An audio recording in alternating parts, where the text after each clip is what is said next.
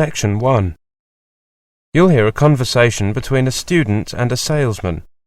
First, you have some time to look at questions 1 to 10.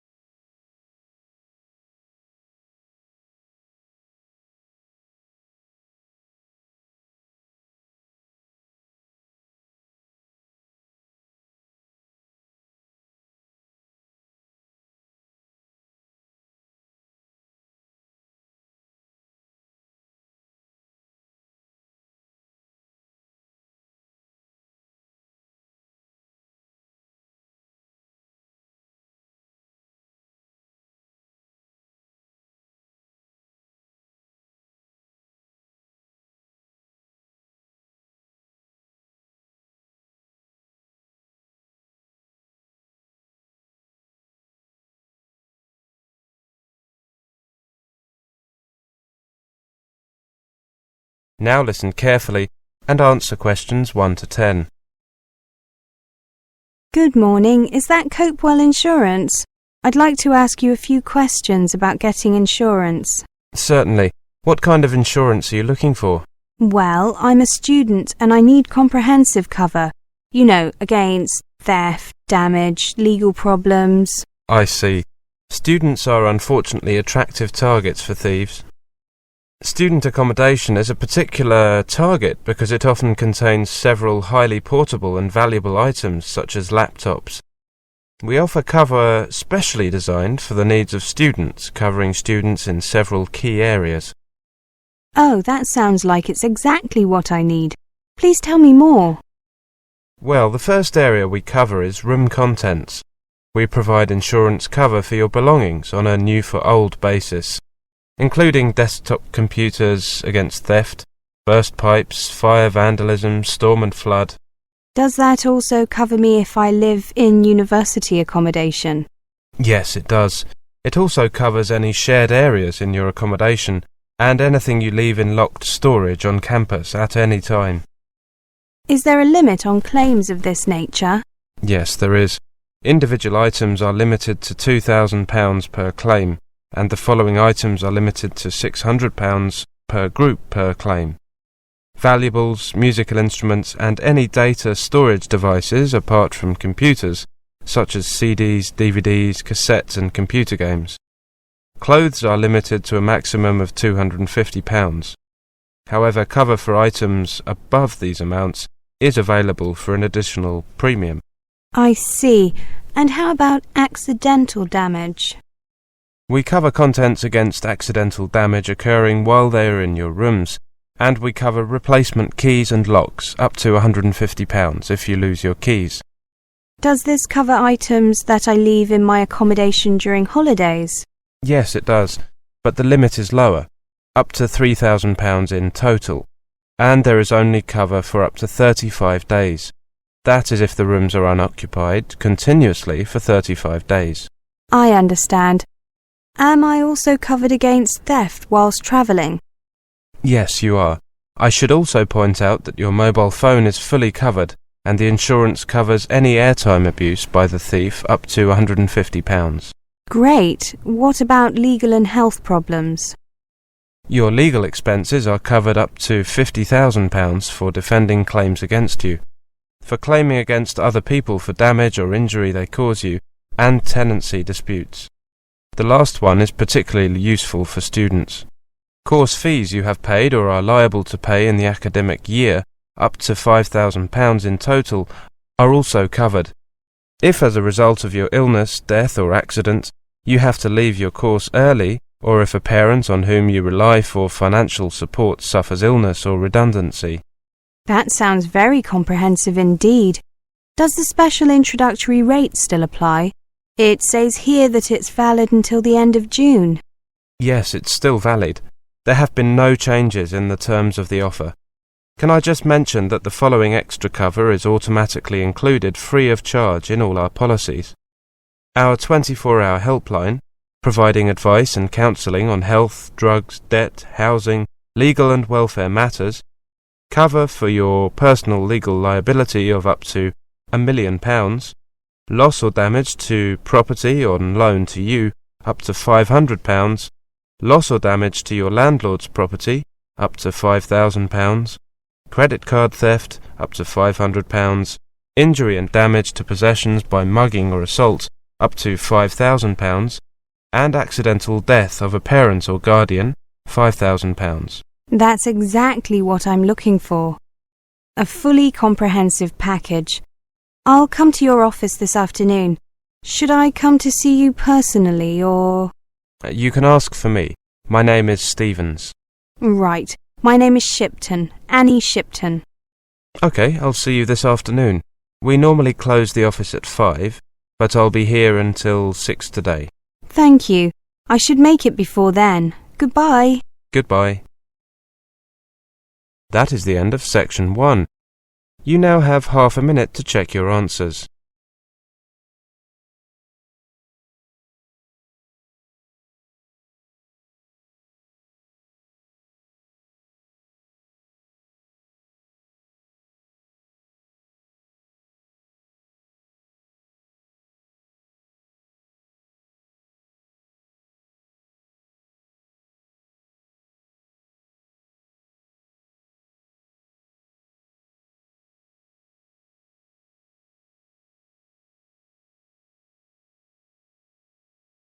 Section 2. You will hear a lecture. First, you have some time to look at questions 11 to 20.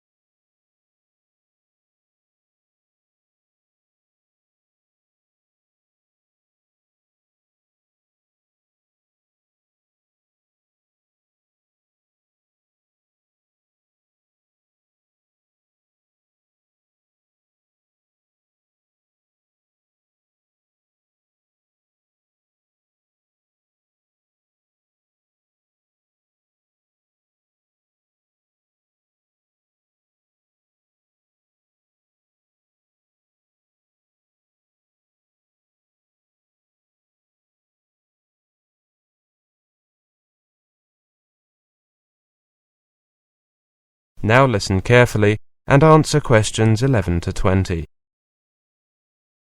Welcome to the university.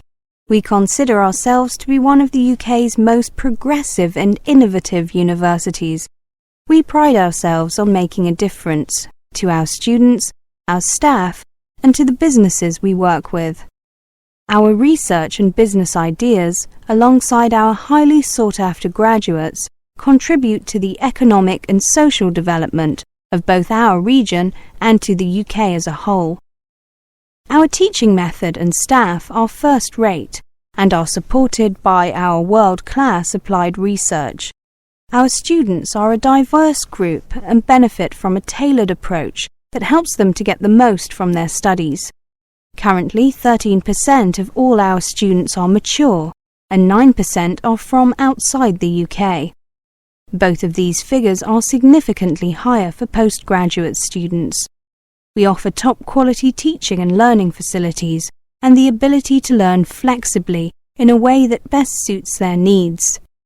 For example, we are one of the UK's leading universities in e-learning and offer a range of distance learning and part-time courses, as well as the more traditional full-time courses. Our partners in industry choose to cooperate with because of our flexible, business-led approach and our high-quality research, facilities and students. Our partners include Sony, BP, the NHS, Network Rail, Cisco, SAP and Microsoft.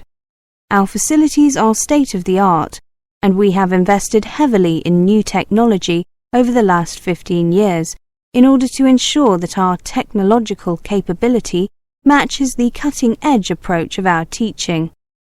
We are recognised as a centre of excellence for teaching and learning, e-learning and employability. Our university plays a key role in the city and region in which it operates.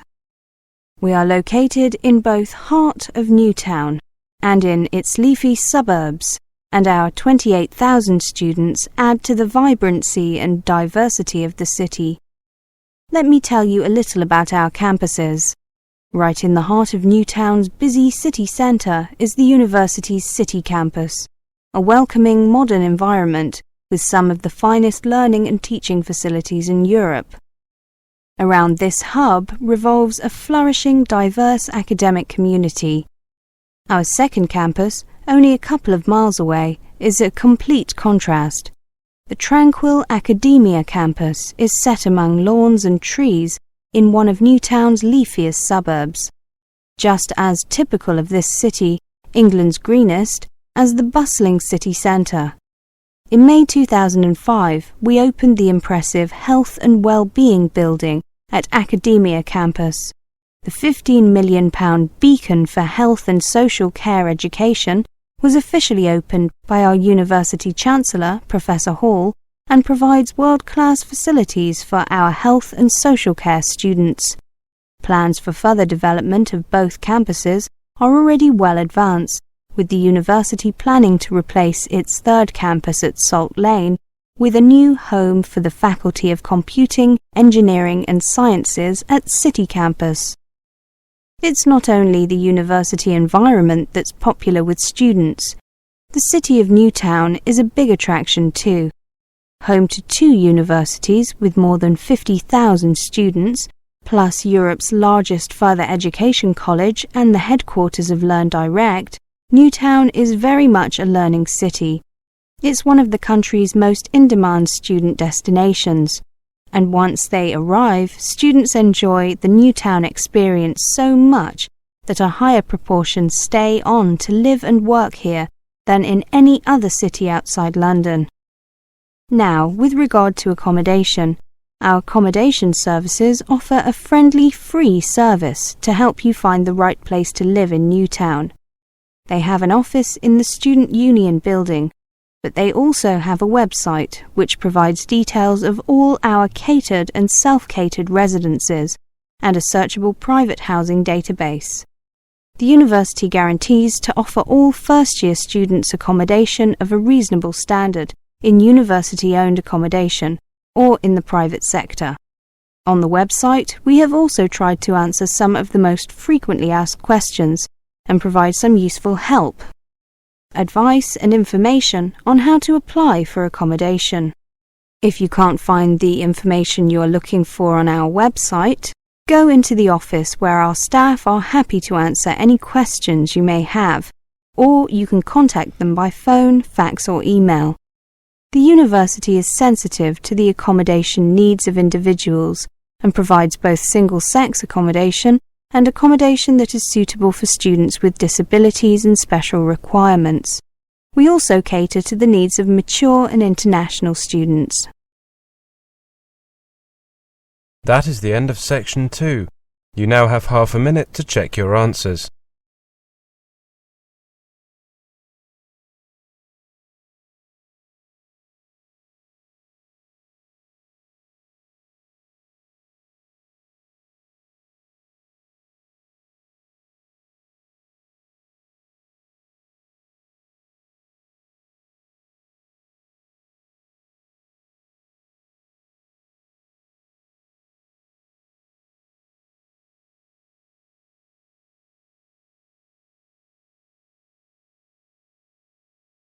Section 3.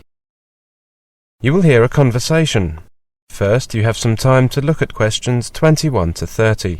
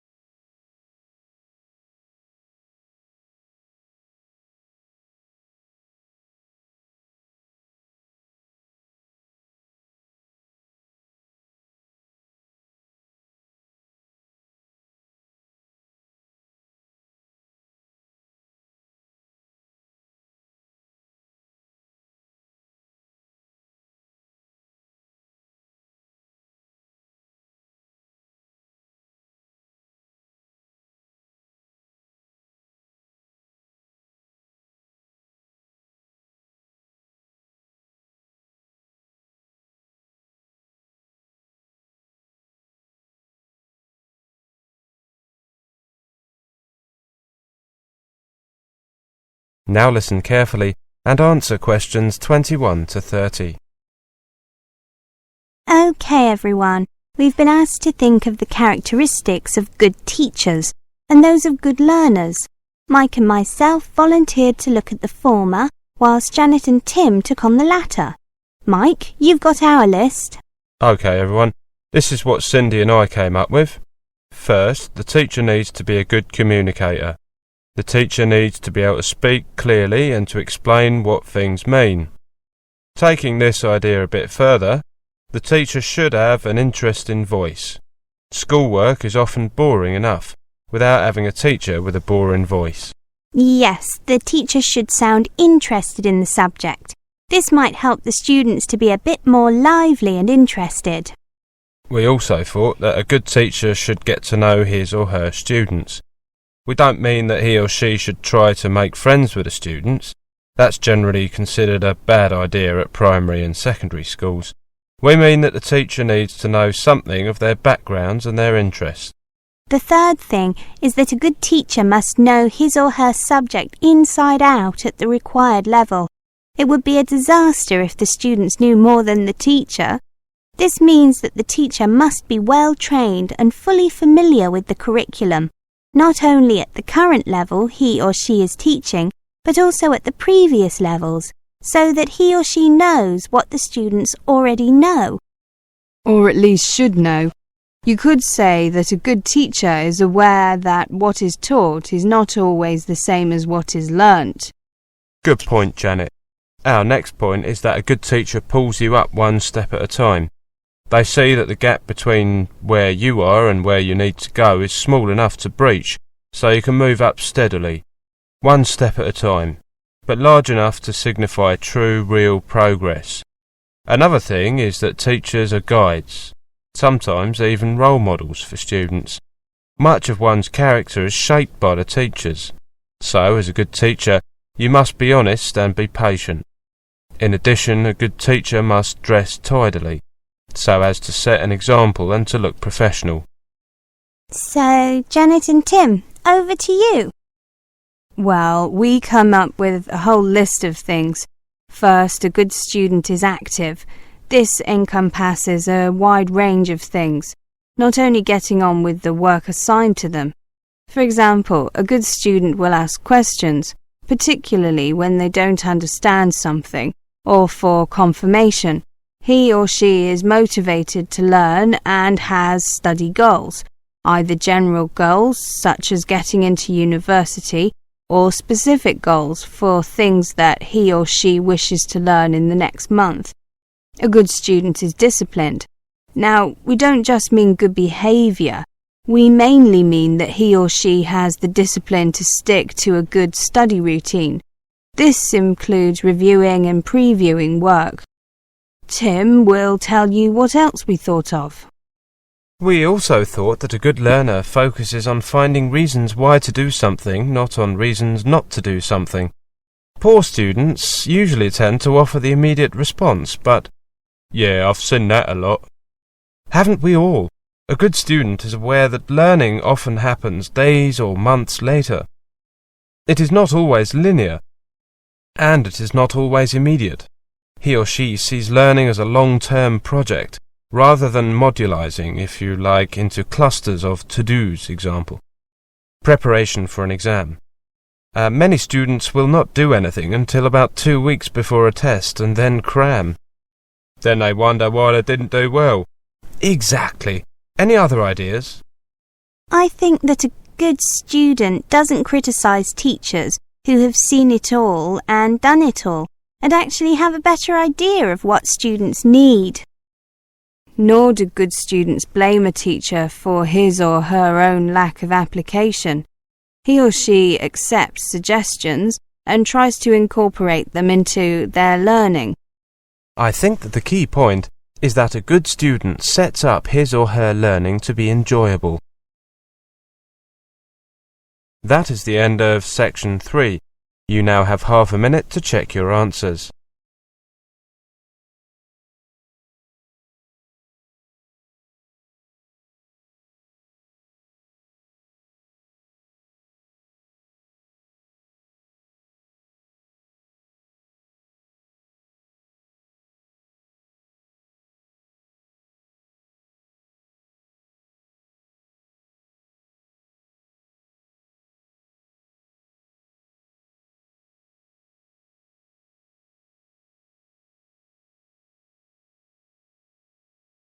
Section 4. You will hear a presentation on writing an academic essay. First, you have some time to look at questions 31 to 40.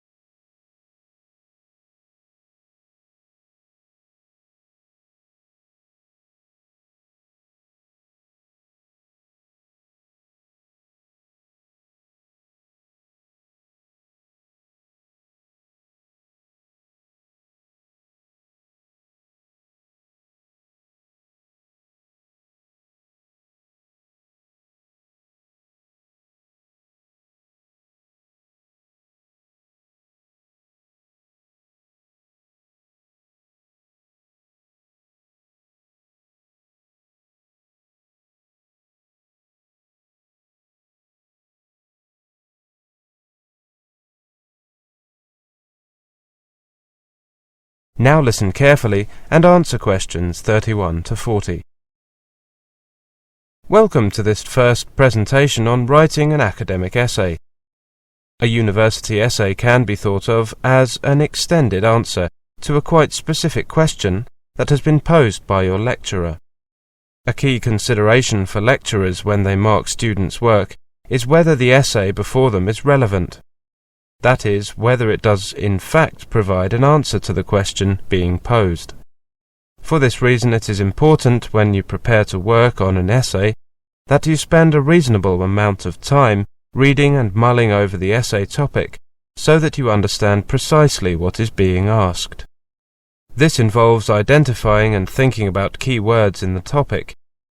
Among other things, this tutorial on essay writing is based on the following topic. In the last 20 years, rates of divorce have risen significantly in Western countries. Critically analyze some of the different explanations given for this phenomenon. In your discussion, you should consider what implications these explanations might have for social policy. Implication is a common term. Implications can be thought of as a set of ideas that follow on in some logical sense from a preceding set of ideas. In the case of this essay, the preceding set of ideas are the explanations for rising divorce. What is required then is that students consider what social policies might follow on from each of the different explanations considered.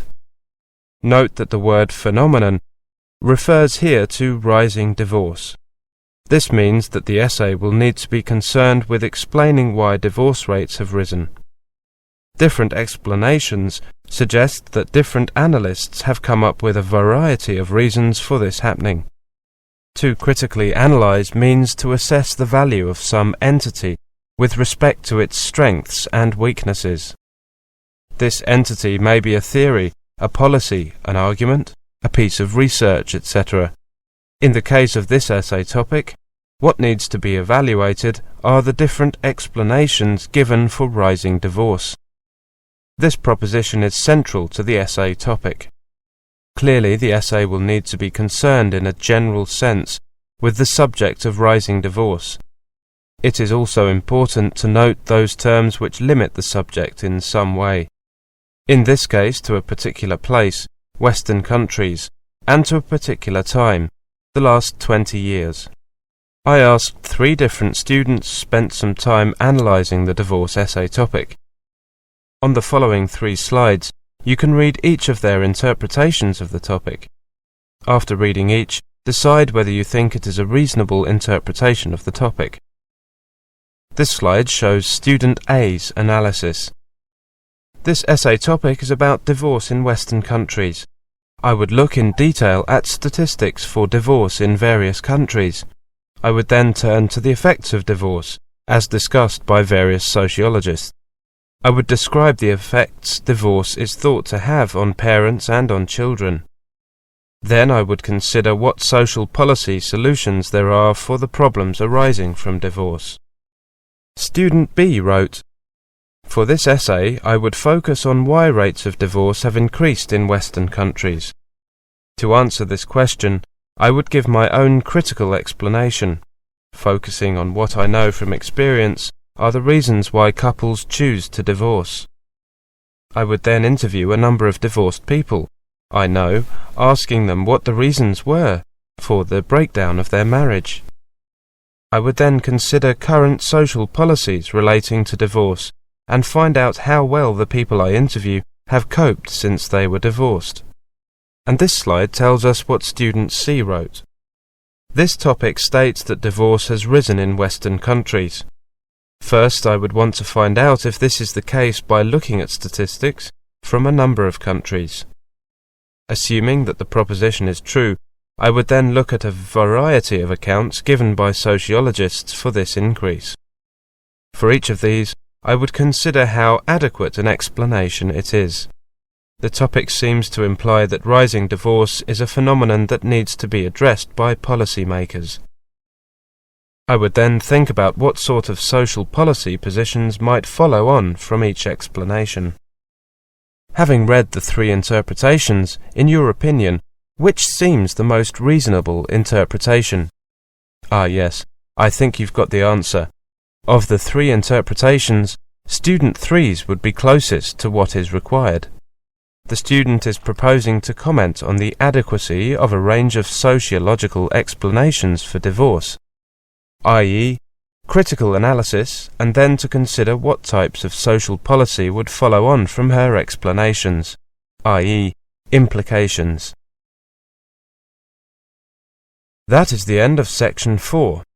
You now have half a minute to check your answers.